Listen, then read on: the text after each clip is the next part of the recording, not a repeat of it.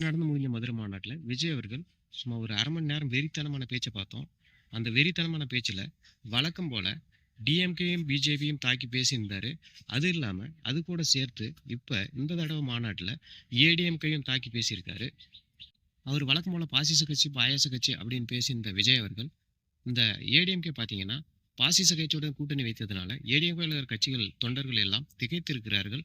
அவர்கள் எந்த பக்கம் போகிறதுன்னு தெரியாமல் முழிச்சிட்டு இருக்காங்க அப்படின்னு பேசியிருக்காரு. அவர்கள் எப்படியும் நம் பக்கம் வருவார் அப்படின்ற கான்செப்டில் தான் பேசியிருக்கு. அதாவது ஏடிஎம்கே வருகிற ஓட்டுகள் அனைத்தும் நமக்கும் வரும் அப்படின்னு எதிர்பார்த்து பேசியிருக்காரு.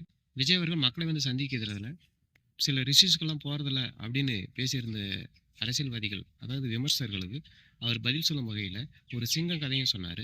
இந்த சிங்கம் பார்த்தீங்கன்னா சும்மா சும்மா வெளியே வராது, முக்கியமான நேரத்தில் தான் வெளியே வரும். அப்படி வந்தால் வேட்டையாடாமல் போகாது, அது உயிருள்ள மிருகங்களை மட்டும்தான் வேட்டையாடும் அப்படின்னு பேசியிருக்காரு. இந்த கதையின் மூலமாக பல விமர்சகர்களுக்கு பதிலடி கொடுத்துருக்காரு. மேலும் அவர் ஸ்டாலின் அங்குள் ஸ்டாலின் அங்குள் மக்களின் கதறல் சத்தம் கேட்கலையா அப்படின்னு சொல்லும் பொழுது அரங்கமே அதிர்ந்து கொண்டு இருந்தது.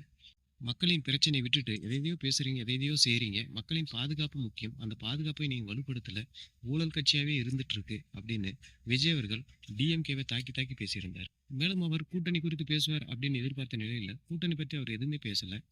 அதாவது யாருடன் கூட்டணி வைக்க போறோம் அப்படின்றத பத்தி எதுவுமே பேசல, சஸ்பென்ஸாகவே முடிச்சிட்டாரு. மேலும் கூட்டணிக்கு யார் வந்தாலும் அவருக்கு அதிகாரத்தில் பங்கு உண்டு அப்படின்னு வழக்கம் போல சொன்ன விஷயத்தையே திரும்பவும் சொல்லியிருக்காரு. அதனால யார் வருவாங்க அப்படின்றது தெரியல. கண்டிப்பா அவரு தனியாக தான் நிற்க போறாரு அப்படின்றத இந்த மாநாட்டின் மூலம் நமக்கு தெரிய வருது.